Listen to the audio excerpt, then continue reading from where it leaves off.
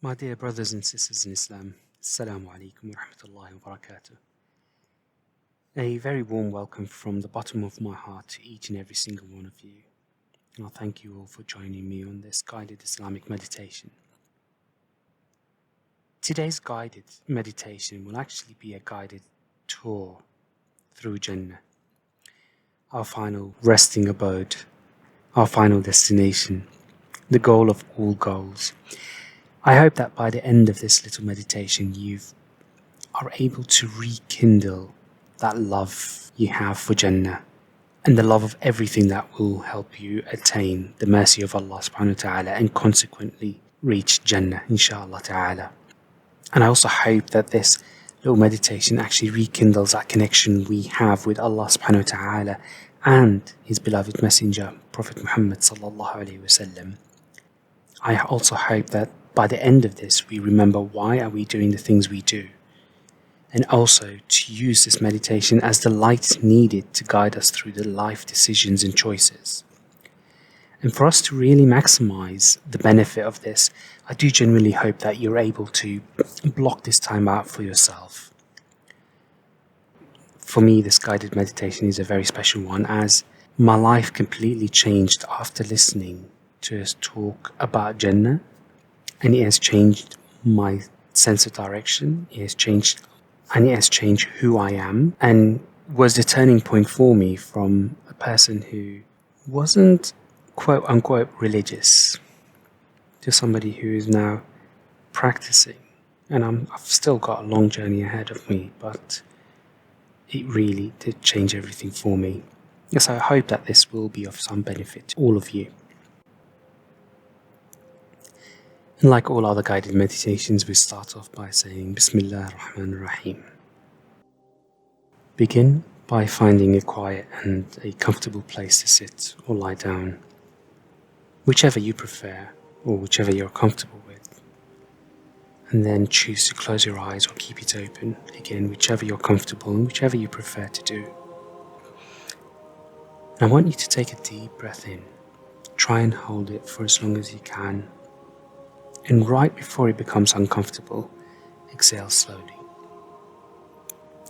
Take your time to exhale. Stretch it out.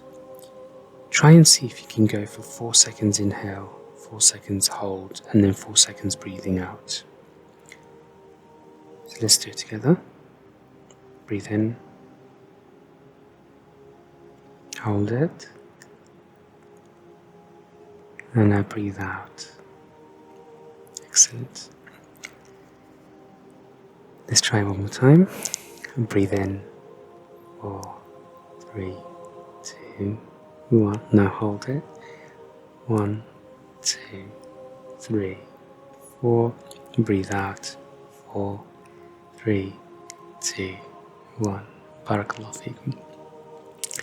Now try to maintain that sort of rhythm as much as you can, or just reach something, as long as you're consciously breathing and sensing that breath coming in, sensing that calmness befalling you, sensing that with every breath out or with every exhale you're just releasing out tension, releasing out dunya, for you're about to embark on a beautiful journey into Jannah. So really, right now, you're just pouring out dunya from your thoughts, pouring out your problems from your thoughts, pouring out every calamity from your thoughts, everything that's stressing you off your thoughts with every breath out.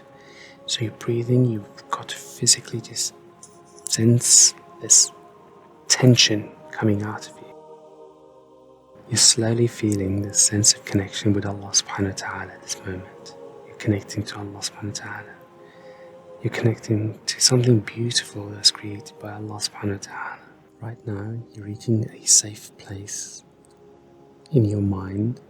There is no worries, no concerns, nothing outside of this moment that you need to attend to or focus on. Now I want you to start imagining that you're in amongst a huge congregation. Millions and millions of people are there, congregated on this land, just to put this into context, we are now exactly right in front of the gates of Jannah. We've gone past the life of al-Barzakh, we've gone past the whole tribulations, the judgment, we've gone past Sirat al-Mustaqim, we've gone past the Sirat, Prophet ﷺ there at the end of it, making dua that we go past it, and we've all congregated there just in front of Jannah. The gates, the gorgeous golden gates are in front of us, and we're slowly coming together as a family. Oh look, behind you, there's your father, there's your mother, there's your siblings, there's your wife, oh, there are your kids over there, there's your uncle, there's your auntie. They're all just slowly coming over. Oh look, your grandfather's already there. Oh, your grandmother's just there. Subhanallah, what a reunion that is. You're all happy to have passed it. You're all happy to have received your book in your right hand. And you're seeing the smiles and gathering of people all around. And then at a moment you just start noticing certain people there amongst the congregation have just really stand out. Just the light in their face and the light persona, the character, the behaviors, the mannerism that they're in. You start paying attention to those and you realize, subhanallah, look, there's Prophet Ibrahim alayhi salam. Look, there's Prophet Musa alayhi salam. There's Prophet Isa alayhi salam. Ya Allah. We're just there. We're just in this one congregation, just there. Subhanallah. Look, there's Abu Bakr Siddiq radiallahu anhu. There's Umar ibn Khattab radiallahu anhu. There's Uthman. There's Ali ibn Abi Talib radiallahu anhu. Oh, look. There's Sayyidina al-Hasan wal-Husayn radiallahu anhum. There's Sayyida Fatima radiallahu anha. There's Sayyida Aisha radiallahu anha. Look, all these great names, these great sahabas, all these people just stand out and you feel like you've connected to them, you've bonded with them already, knowing them. And then suddenly you see there's just almost like this certain group of people who are just walking through this entire congregation, led by the most beautiful human being that you have ever seen in your life. And you realize for a moment there that it's actually the Prophet Muhammad sallallahu alaihi wasallam just cutting through, having prayed for the Muslims to go past that Sirat, and then he's just going through. But then on his way towards the door of Jannah, he's looking at certain people and saying, you come with me. And he's looking at another person, he says, you come with me. And then you come with me. And you're quite shocked because he's actually looking at you in your direction and he's saying, you come with me. Like me. What have I done? Like, how does the Prophet Muhammad ﷺ even know me? And then you realize, subhanallah, could it be that time when I sponsored an orphan so that we can enter at the same time with the Prophet Muhammad ﷺ? Or is it because I said Allahumma salli wa sallim ala nabiyyina Muhammad a lot? Allahumma salli wa sallim ala nabiyyina Muhammad wa ala ali Muhammad. Subhanallah, Prophet ﷺ knows me. Prophet ﷺ knows you. So there you are, you're stood just by the Prophet Muhammad ﷺ in front of the gate of the Jannah. And then the Prophet Muhammad ﷺ takes a few steps forward. Then he holds onto the ring on the door and then knocks on the door. And you can hear distinctly the voice of an angel right behind that door saying, who is it? And then the Prophet Muhammad ﷺ will respond and say, it is I, Muhammad ibn Abdullah, messenger of Allah. And then you'll hear the angel replying back and saying, I've been ordered to not open the door until you personally knock on this door. And they open these 8 different gates in sync. Even then, people are crowding to enter. Interestingly, when you enter Jannah, you find that you actually know where to go in Jannah. It's not like you need somebody to guide you there. It's not like you need somebody to guide you to where your place, your palace is in Jannah. But subhanAllah, you find that you know where you're going. You suddenly glance at yourself and you realize, Subhanallah, how did I become this tall? You become taller than you were in the dunya. Not only that, you look at your facial expression and you look at your face in the mirror and you realize, subhanallah, you've gone back to the age of 33. Or for some people, you've grown to the age of 33 with a face far more beautiful, similar to that of Prophet Yusuf alayhi salam. Along your journey into Jannah, you're mesmerized by the scent of musk filling the Jannah. Remember, this is the musk of Jannah, unlike the musk of the dunya. And you're actually served with a special meal, and you're told that this is actually whale's liver. Subhanallah, some of us have not even seen what a whale looks like, yet alone taste it. But you are given this delicacy to try. But remember, whatever is in the Jannah may bear some resemblance to things in the dunya purely just by the name. But everything else from texture, behavior, taste is totally different in Jannah. As you continue your journey throughout Jannah, you realize the sense of calmness within you. There's no fear or stress in this place, and you're completely at ease, surrounded by peace and serenity. You take a deep breath in just to soak in that fragrance of musk and challah woods filling the air, creating an atmosphere of pure delight. You're welcomed and greeted by the angels along the path, all saying to you, Assalamu alaikum. They greet you with the words of peace and love. Their presence brings a sense of warmth and comfort to you. You find yourself standing near a beautiful river. The sound of flowing water is soothing to your ears, and you ask, what river is this? A kind voice responds and says, this is the honey river. You admire the river of honey flowing so beautifully. Then you look up and you start looking at the golden trees with the golden branches. And they're so tall and so huge that the shadow of which takes a rider 100 years to travel across. You look at these branches heavy with fruit of all kinds, and as you approach the tree, the branch of which bows down to you, you pick a fruit and take a bite. You realize the taste is sweeter than anything you've ever experienced. The texture is nothing like anything you've tasted in this dunya. The voice tells you that these are the fruits of paradise, each one more delicious than the last. As you continue your journey, you notice a beautiful garden with flowers of vibrant colours. The fragrance in the air is intoxicating, and you ask, what garden is this? You're told that this is a garden of eternal blossoms. As you stroll through the garden, you come across a magnificent palace made of glistening jewels and precious gold and silver. You enter inside and you find luxurious rooms adorned with silk and gold, a place fit for royalty really. So you wonder who owns this palace. And then you hear the voice saying, this is your eternal home in paradise, this is your palace, a place of opulence and comfort.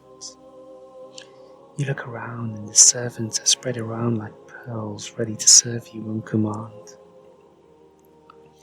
You notice that there are no toilets, as your body is now able to process all of the foods that it intakes, and any that should not remain in the body comes out as a mini sneeze, spreading more musk in the room.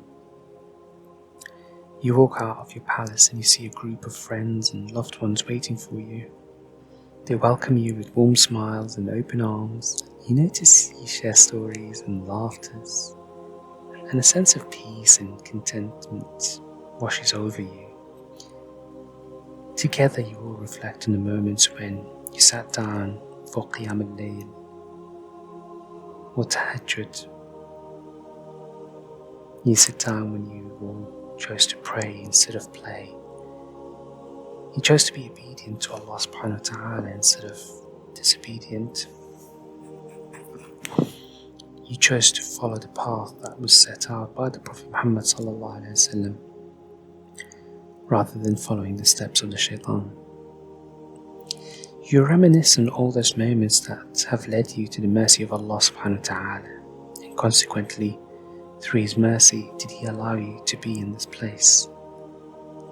You look up and notice that the curtains are being drawn down as an indication that it's night time, because there are no sunsets or sunrise. There is one source of light, and that is Allah subhanahu wa ta'ala. Now you imagine yourself reclining on a comfortable cushion under the shade of a magnificent tree called Tuba. You enjoyed the breeze, which is gentle, and feel completely at ease. There will be a moment where you realize that, what am I doing on this level of Jannah? And because of your senses have enhanced in Jannah, you realize for a moment that you don't really deserve to be on this floor or this level of Jannah, because this is sort of reserved for those with a lot of good deeds. You realize that your good deeds are great, but have not really amassed or amounted to anything near that level that you've been put in. But this can't have been a mistake though. But yet you still raise the question, how comes I'm here? You realize that even with all the hard work and all the good deeds that you've done, your status would have nowhere near been wherever you are at that moment. And so you wonder and ask, how comes you're in that level? And you'll be told that this is because of the istighfar of your kids for you after you passed away, or during your time. They were constantly making dua for you, and so at that moment you are so grateful that you taught them to make dua, you taught them how to make dua. You are grateful for actually making dua for your own parents and doing istighfar for them, asking Allah subhanahu wa ta'ala to forgive them. And Allah had rewarded you by a son and a daughter who were making that dua for you, which elevated your status in Jannah as well. For a moment there you start hearing these melodious singing in harmony. You look out and you see not only did the song fill the air with enchanting melodies, you asked, who are they? And you're told that these are the ladies of Jannah, singing with their voices, glorifying Allah with gratitude and joy and beauty. As you walk further, you come across a river of milk and another of honey, another of pure wine. The colours are more vibrant than you could ever imagine, and the scent is so intoxicating. You dip your hand and you taste the sweetness of these divine rivers. You've prevented yourself from drinking wine and alcohol in this dunya, and now you're allowed to drink this non-intoxicating wine of Jannah. As you walk on, you notice that there are these horses with wings made of red ruby, waiting to transport you anywhere in this Jannah. As you walk with your spouse and kids all around, exploring your land and the land around you, you're able to interact with a lot of the messengers and the prophets, the sahabas, people you've heard of, people you've spoken to, people who are in the dunya. You will meet and greet all these loved ones, all with the purest of heart and much love, because you no longer have that streak of hatred, jealousy, envy that is just stripped out of you, as you entered into Jannah. You feel this sort of sense of connection with each and every single one of them. Interestingly, you overhear a conversation of a brother or a sister in Jannah who actually fancies having a mini farm that they'd like to attend to. They'll be asked them, why do you need to do the work and start growing a farm when all the fruits and veggies and everything that you desire is there at your disposal?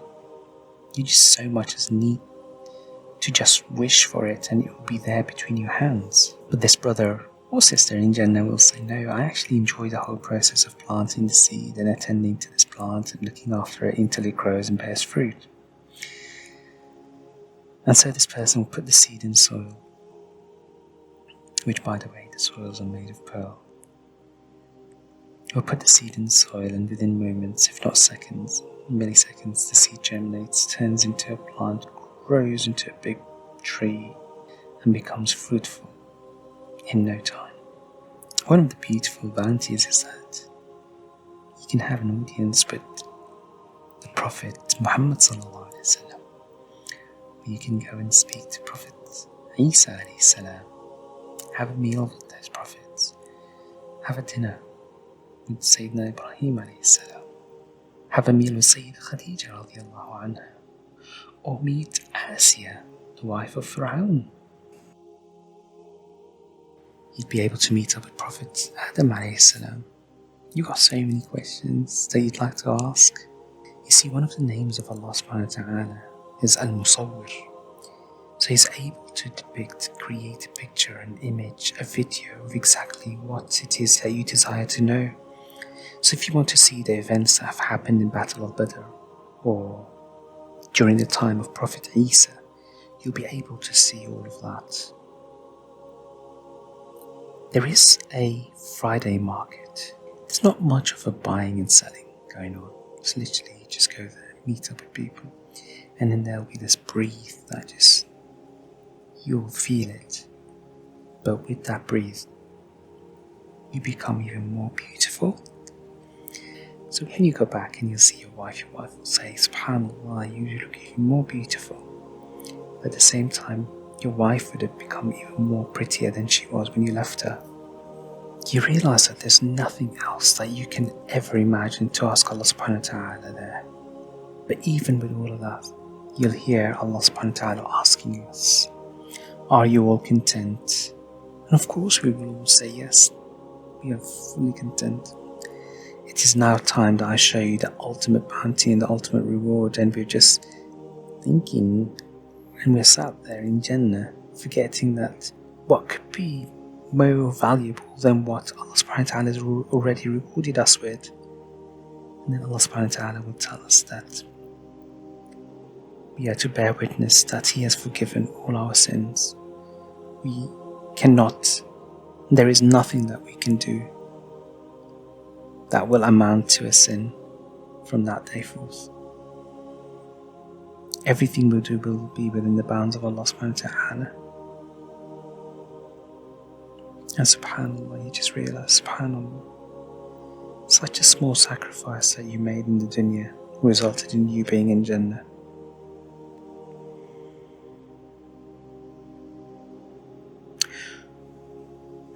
You hear a voice to look outside of Jannah. You look out and you see that the angels are carrying a ram or a sheep to sort of like a courtyard between Jannah and hellfire. May Allah protect us all. And that sheep depicts death. And we all know that. So for a moment, just the thought and the idea of death and us being in Jannah, and then we see that the angels sacrifice this ram. And we are told, O people of Jannah, khuludun bila maut, forever eternity, you will be alive and there will be no death after this point forward. And we will be so joyful knowing that we are in Jannah, healthy and by the grace and the mercy of Allah subhanahu wa ta'ala. with no fitna, living the most beautiful life and never getting bored. With all that happening in the background, we can't even imagine or realize that there is anything better than where we are and what we're doing so far. Yet we are told and promised that there is something far greater than all of this, that's much more pleasurable to us. And then we are called upon to attend a congregation. And there will be these sort of teleporting vehicle type thing that will take us to this big congregational area. And then depending on how righteous you have been, there will be like podiums of light that will elevate the status of the person depending on their level and their status in Jannah.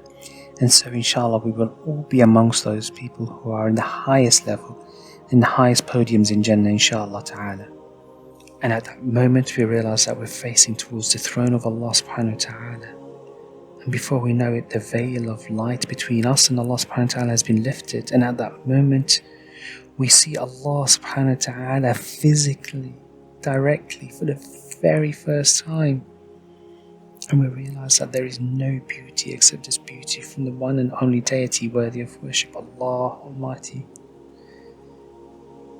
Ya Allah. Ya Allah, make us among those people who see your beautiful face.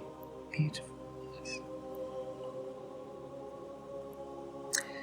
There is nobody and nothing as beautiful as Allah subhanahu wa ta'ala. At that moment of you reminiscing in the Jannah, you realize, subhanallah, all those prayers that you have done on time were probably contributing factors to the mercy of Allah subhanahu wa ta'ala.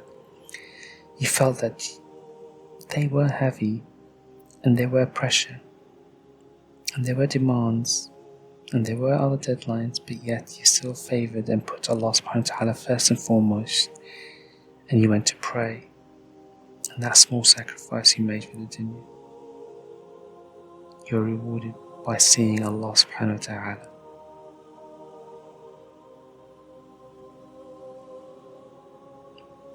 You realize all those sacrifices, the financial sacrifices that you did for the sake of those in need in terms of sadaqah, was gratefully received by Allah subhanahu wa ta'ala. And so you're bearing the fruit of this generosity of yours. All those du'as that you made, some of which got accepted and you were happy, some of which, all those du'as that you made in the dunya, some of which got accepted, and you're happy that those got accepted, but some of those du'as that you made that were not accepted, but instead Allah subhanahu wa ta'ala compensated you for every du'a that was not answered by a bounty available to you only in Jannah. There is a moment in you that you think, oh Allah, why did you even accept any of my du'as? Knowing that a du'a that's not accepted in the dunya is compensated by a bounty in Jannah. You appreciate the effort that you went through to go to Umrah or Hajj. You're grateful for going out of your own way to help somebody else in a selfless act.